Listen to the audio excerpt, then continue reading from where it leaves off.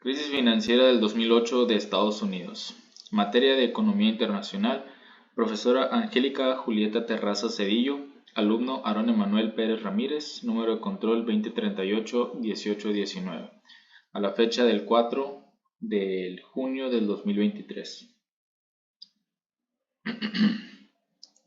¿Cuándo fue que ocurrió esta crisis? Esta crisis ocurrió en Estados Unidos en el periodo del 2007 a 2008 y fue provocada por el hecho de que en este país las tasas de interés estaban demasiado bajas, lo que permitía a mucha gente pedir préstamos, ya sea para comprar una casa para vivir, comprar una casa para rentarla, hacer negocios, pedir préstamos para comprarse un carro, para irse de vacaciones. En pocas palabras, en Estados Unidos podías pedir dinero prestado al banco y te cobraba muy poco interés, lo que suponía mucha tranquilidad en la economía, no solo en esta, sino en la economía en general. ¿Cuál fue la causa de esta crisis? El problema inició cuando los bancos empezaron a vender créditos hipotecarios a gente que no podía permitirse el lujo de solicitar un préstamo. No tenía ni la liquidez suficiente, ni los bienes necesarios,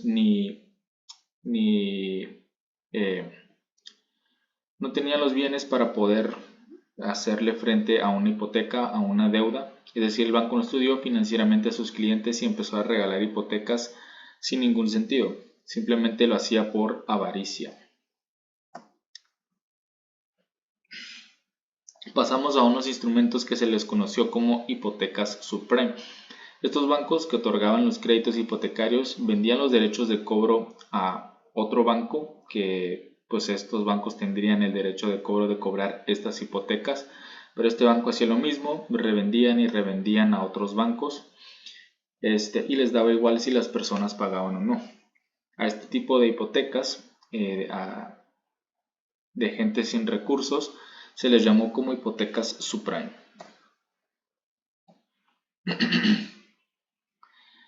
Pasamos a algo que se le conoció como la combinación de hipotecas, donde se separaban de gente que sí tenían los recursos para pagar su hipoteca, es decir, tenían bienes, tenían salud financiera, tenían solvencia, y en otras carpetas estaban las hipotecas de gente que no tenía recursos, de gente que no tenía la liquidez suficiente para pagar su hipoteca. El problema aquí fue que por la avaricia de los bancos combinaron los paquetes de hipotecas de gente que sí podía pagar con gente que no podía pagar, y ese paquete de hipotecas lo calificaban con la calificación más alta y así lo vendíamos a otros bancos.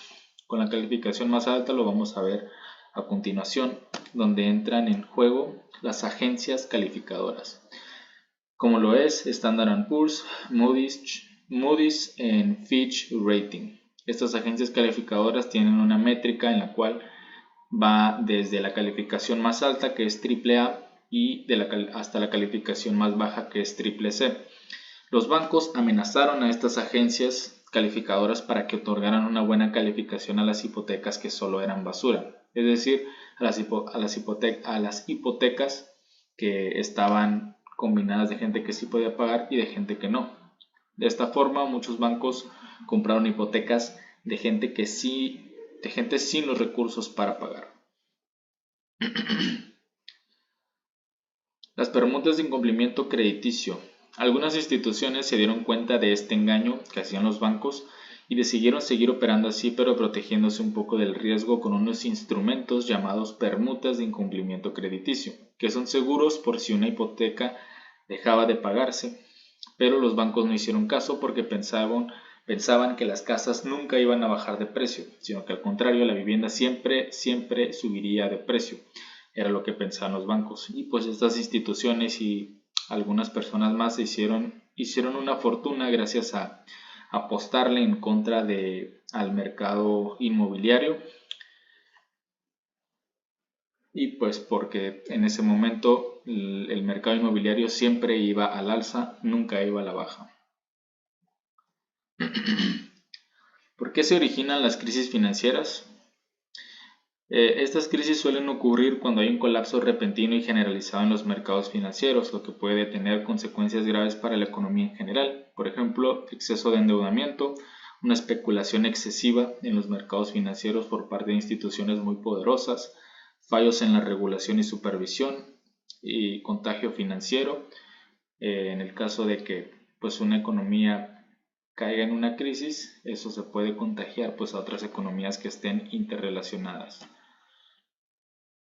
Algunos impactos sociales que emanan de las crisis pueden ser el aumento de desempleo.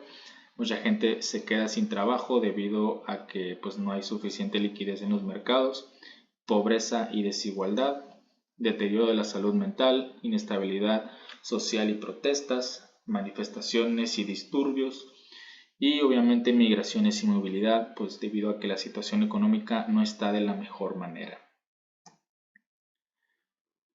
¿Cómo podrían evitarse las crisis financieras? Regulación y supervisión adecuadas. Es importante contar con un marco regulatorio y sólido y una supervisión efectiva de los mercados financieros. Esto es importante para todas estas instituciones financieras de inversión, casas de bolsa, instituciones bancarias, para que tengan una buena regulación y puedan seguir operando y que no haya, para poder prevenir las crisis financieras. Otro punto importante es la gestión prudente de los riesgos. Tanto las instituciones financieras de gran poder como los prestatarios individuales deben adoptar prácticas de gestión de riesgos adecuadas. Y por último, la transparencia y divulgación de información. La transparencia en los mercados financieros es fundamental para evitar las crisis.